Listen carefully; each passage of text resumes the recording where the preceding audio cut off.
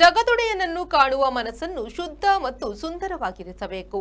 ಬದುಕಿನ ಏರಿಳಿತಗಳನ್ನು ಸಮರ್ಥವಾಗಿ ಎದುರಿಸಿ ದೌರ್ಬಲ್ಯಗಳನ್ನು ದೂರ ಮಾಡಿ ಅಂತರಂಗದ ಆನಂದವನ್ನು ಅರಿಯಲು ಗುರುವಿನ ಮಾರ್ಗದರ್ಶನ ಅತ್ಯಗತ್ಯ ಎಂದು ಶ್ರೀಮದ್ ಜಗದ್ಗುರು ಆನೆಗುಂದಿ ಮಹಾಸಂಸ್ಥಾನ ಸರಸ್ವತಿ ಪೀಠ ಕಟಪಾಡಿ ಪಡುಕುತ್ಯಾರು ಪೀಠಾಧೀಶ್ವರರಾದ ಪರಮಪೂಜ್ಯ ಜಗದ್ಗುರು ಅನಂತ ಶ್ರೀ ವಿಭೂಷಿತ ಕಾಳಹಸ್ತೇಂದ್ರ ಸರಸ್ವತಿ ಮಹಾಸ್ವಾಮೀಜಿ ಹೇಳಿದ್ದಾರೆ. ಪಡುಕುತ್ಯಾರು ಶ್ರೀಮಠದಲ್ಲಿ ತಮ್ಮ 22ನೇ ವರ್ಷದ ಪರಾಭವ ನಾಮ ಸಂವತ್ಸರದ ಚಾತುರ್ಮಾಸ್ಯ ವ್ರತಾರಂಭದ ಅಂಗವಾಗಿ ನಡೆದ ಧಾರ್ಮಿಕ ಸಭೆಯಲ್ಲಿ ಆಶೀರ್ವಚನ ನೀಡಿ ಅವರು ಮಾತನಾಡಿದರು. ಲಘುವಾಗಿರುವ ನಮ್ಮನ್ನು ದೊಡ್ಡವರನ್ನಾಗಿ ಮಾಡುವುದೇ ಗುರು. ಅಂತರಂಗ ಮತ್ತು ಬಹಿರಂಗ ಶುಚಿತ್ವ ಹೊಂದಿ ಇಂದ್ರಿಯಗಳನ್ನು ಜಯಿಸಿ ಶಾಸ್ತ್ರಾಧ್ಯಯನ ಮಾಡಿ ಶಿಷ್ಯರ ಹಿತವನ್ನು ಕಾಪಾಡುವ ಮೂಲಕ ಮೋಕ್ಷದ ಮಾರ್ಗದರ್ಶನ ಮಾಡುವವರೇ ನಿಜವಾದ ಗುರುಗಳು. ಅಂತಹ ಗುರುವಿನ ಅನುಗ್ರಹ ಪ್ರತಿಯೊಬ್ಬರಿಗೂ ಅಗತ್ಯವಾಗಿದೆ ಎಂದರು. ಮಾರ್ಗದರ್ಶನ ಮಾಡುವ ಗುರುವಿನ ಸಾಮೀಪ್ಯ ನಮಗೆ ಬೇಕಾಗ್ತದೆ.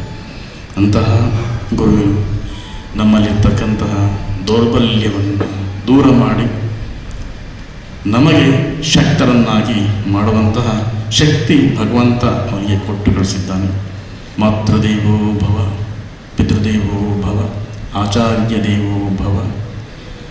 ಮೊದಲ ಗುರು ತಾಯಿ, ನಂತರ ತಂದೆ, ನಂತರ ಗುರು. ಇವರು ದೇವರ ಹಾಗೆ ಪೂಜಿಸಲಿಕ್ಕೆ ಯೋಗ್ಯರು ಅನ್ನೋದನ್ನು ನಮಗೆ ಶಾಸ್ತ್ರ ನಮಗೆ ಉಪದೇಶ ಮಾಡಿಕೊಡ್ತದೆ. ಅಂತಹ ಪರಂಪರೆಯ ಗುರುವಿನ ಅನುಗ್ರಹ ನಮಗೆಲ್ಲ ಇರಲಿ.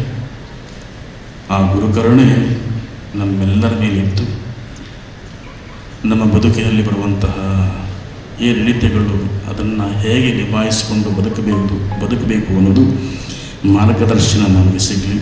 ವೇದಿಕೆಯಲ್ಲಿ ವೃತ್ತ ನಿರ್ವಹಣಾ ಸಮಿತಿಯ ಗೌರವಾಧ್ಯಕ್ಷ ಪಿವಿ ಗಂಗಾಧರ ಆಚಾರ್ಯ, ಪಂಚಸಿಂಹಾಸನ ಸರಸ್ವತಿ ಪೀಠ ವಿಕಾಸ ಸಮಿತಿಯ ಅಧ್ಯಕ್ಷ ದಿನೇಶ್ ಆಚಾರ್ಯ ಪಡುಬಿದ್ರಿ ಸೇರಿದಂತೆ ವಿವಿಧ ಭಾಗಗಳಿಂದ ಆಗಮಿಸಿದ್ದ ಗಣ್ಯರು ಉಪಸ್ಥಿತರಿದ್ದರು.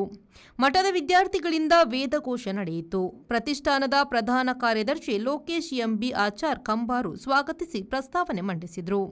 ಕೋಶಾಧಿಕಾರಿ ಅರವಿಂದ ವೈಯಾಚಾರ್ಯ ಬೆಳುವಾಯಿ ವಂದಿಸಿದರು.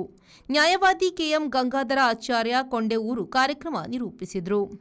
ರವಿರಾಜ್, ವಿ4 ನ್ಯೂಸ್, ಪಡುಬಿದ್ರೆ.